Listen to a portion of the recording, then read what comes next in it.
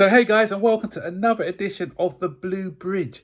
And as the Premier League gathers momentum, an electrifying clash awaits football fans as West Ham United take on Chelsea at the London Stadium. Both teams are entering this fixture with high hopes and the potential for some exciting debuts and performances on display.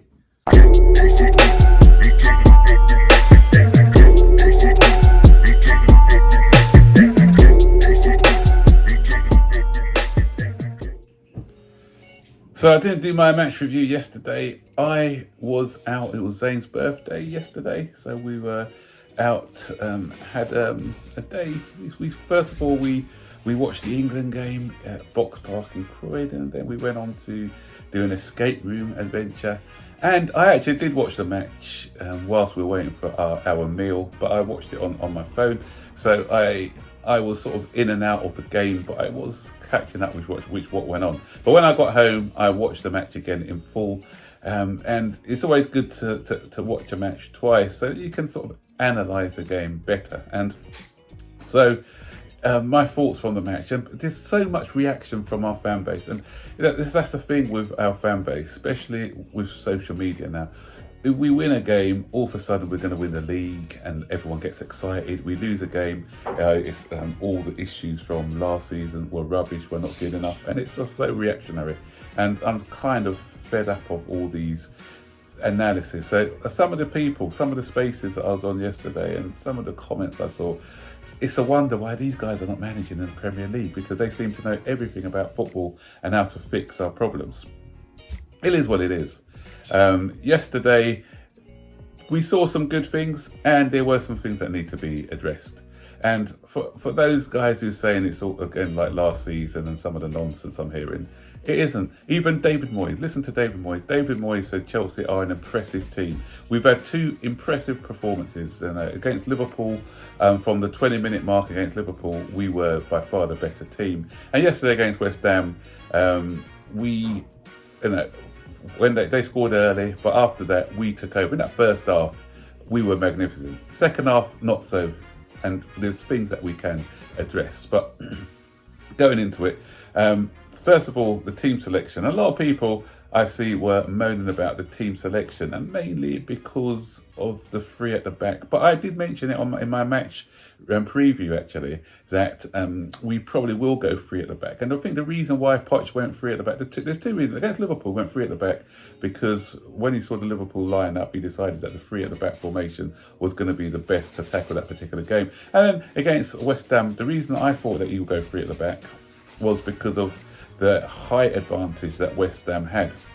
Very physical side, and they bought Ward-Prowse, who's great at delivering the ball. With the tall players, I thought that he would try and get an extra defender in for the height. Disasi, I thought, was playing because of his height and aerial prowess, but it didn't prove to be the case because they scored a goal from a set play anyway.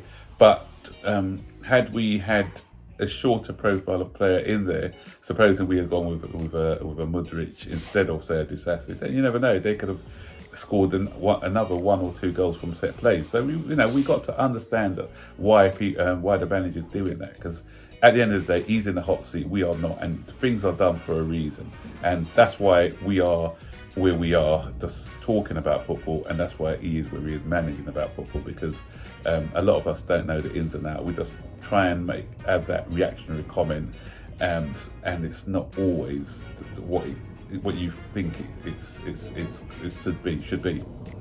So after their goal, we grew into the game, and we were the better game, and deservedly so. We scored a superb goal. What a way to get off the mark for his first senior goal. And Chukwuemeka, who was good. And I heard nonsense about Chukwuemeka wasn't great apart from his goal. What a load of rubbish. What game were you watching? If you watch, he was the link between the midfield and attack. He was our driving force throughout that first half. And when he went off, that's when we had an issue. Had he remained on, he was working in the spaces, in between the spaces, and he was giving West Ham all sorts of issues. And that's why we badly need another creative 10, because he was playing in that sort of 10 role, And now that he's probably going to be out for a while, we picked up an unfortunate injury. Nkuku would have been our man for that position. And had Nkuku been fit and playing, then we win this game 2 or 3 goal margin. I've got no doubts about that. And because we didn't have that link play anymore and who can play between the lines, that's when we suffer, because Mudryk at the moment doesn't offer us that sort of playing ability, that playmaking ability.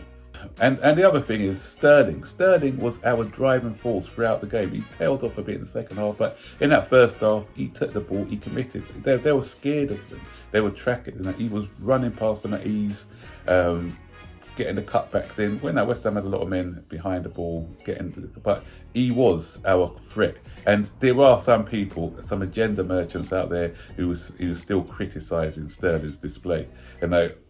I like to look at game-by-game basis. If he doesn't play well, I'll call him out. If he does, I'll say that he's had a good game. But anyone, no matter if he has an 8 out of 10 performance and they say that he hasn't played well, I've got no time for those sort of people, because they are just not even, they've written him off before the game has even started. Even Gallagher, he gets a lot of criticism. And yesterday, I thought Gallagher did okay. He wasn't one of our worst players. Can he do better? Yeah, of course he can. But he was all right yesterday. Some people blame him for the goal. The West Ham defender, what's his name? Had the advantage over him in the air. He gave him a little push as well to put him off balance. So you cannot blame Conor Gallagher for that goal. It's just clutching at straws and just picking at things to blame him for that goal. And even Sanchez was taking the blame for what? Really, for what? We're so used to criticising Kepa. So when we get a new goalkeeper coming in, he couldn't do anything about the goal by Antonio. The ball went through the legs of Disasi, and he didn't really have a chance. So to blame him for that, come on now, what are we doing here, guys? Let's be serious. And the corner was a point blank header. Can we blame him for that? I don't think so. And then one was a penalty, so come on. But going back, the game, it came down to that penalty that we missed. And had we scored that penalty, we go on to win that game comfortably, because we were in control of the game. West Ham are good if they take the lead, where they can just sit back and hit us on the counter. Had we gone 2-1 up, in control of the game, confidence was high, then I believe that game was done and dusted. But we missed the penalty. We got the Chukwuemeka injury. And that's the thing with us. Nothing seems to be going right for us. We're picking up injuries left, right and centre. Reece James is out. Nkuku's out. Chukwuemeka's out now. We got the Leicester ex-Fofana, he's out. So that's the thing. We are cursed, I think, with these injuries. We're the only club who picks up injuries for 3 or 4 players. We did last season, that happened, and we'll find that trend this season. We've got 4 players out.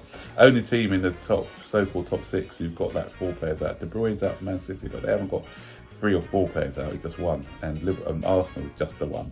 But with us, it's never just the 1. It's always 3, 4, 5, and that's the problem. But having said that, there are some issues that still need to be addressed from last season. We created a lot, but didn't give the goalkeeper, Areola, anything to do. Apart from that penalty save, he didn't really have any save to make. So, again, I like Nicholas Jackson, don't get me wrong, I like him, but he gives me Tammy Abraham vibes in that sometimes he's not instinctive enough in the box. There was one brilliant run by Sterling, cross back from him. He wasn't ready to anticipate. He mistimed his shot, and he sort of miscued it altogether. We saw it last week against Liverpool, where he had a big chance, to hit the target. He didn't. So I'm hoping that this isn't a trend in his game, and I'm hoping that once he scores, then the goals will start to flow, because the other aspects of his game are really good. He's really busy. He makes the defender honest, and he sort of creates space for others. But as a striker, your main job is to score goals as well. So there's a couple of things that I'm hoping it's just just a bit of nerves before he gets his first goal, but where he's just a bit late in his arrival or just doesn't connect properly with the ball. So the chances, Mudryk missed a simple one as well, where he miscued a volley, where again it's that confidence thing, and I don't want it to creep in, because that's what we saw last season, where we created chances, and because the confidence wasn't there with the players, we were snatching at chances, and we didn't really, and our goal scoring was the problem. We weren't getting the goals, and the longer it took, the more the confidence was seeped out of the team. So I'm just hoping that we can, against Luton, we can probably try and score a few goals to just get that confidence back. Because the football is good, the patterns of play is good, but we're just not being clinical enough in front of goal. The other issue that I'm still seeing is the fact that we are not physical enough. I'm hoping the Lavia signing and Caicedo, when he sort of really gets into his groove, that they'll address that. But we were easily bullied. Even Disassi. Okay, I know when people come to the Premier League in their first season, sometimes it's hard to get used to the physicality of it. He needs to learn quickly. He gave the ball away. Levi Colwill was bullied. Let's be honest, he was bullied by Antonio. He always seemed to do well against us, and it was a good finish by Antonio. But we need to have up that physicality as well, because I don't want to see us bullied in these type of matches. So again, that needs to be addressed. The other thing is, the other criticism was about Caicedo.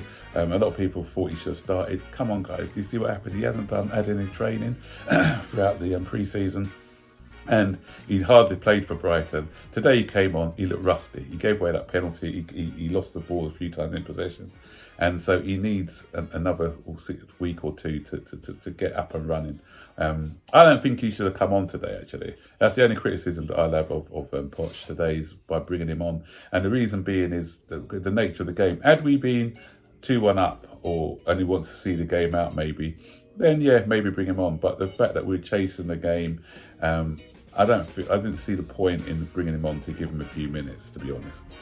But when West Ham scored that second goal, even though they had a player sent off, I always said that was, had we had 11 against 11, we'd have had a better chance of winning the game. I know people thinking, what's he talking about? But the fact that when they went down to 10 men, you knew that they were just going to hang on for dear lives, park the bus and try and hit us on the counter, and that's what they did for that third goal. They just had everyone defending their penalty box, and we just couldn't break through. And that's the other issue that I've got in order to break down these stubborn defences. So we badly need a creative 10 who can unlock those doors, because with Nkunku out now, we haven't got a proper replacement for him. As I said, Chukwuemeka was doing a decent job, but he's going to be out for a while now. So we do need another body. That's why we wanted Elise so badly, because he's a guy who can unlock those doors. But we do need to get that profile, and that's something that's been addressed, because I think Pochettino mentioned in his press conference that we are looking at another creative player. So hopefully we can get that through the door before the window ends, and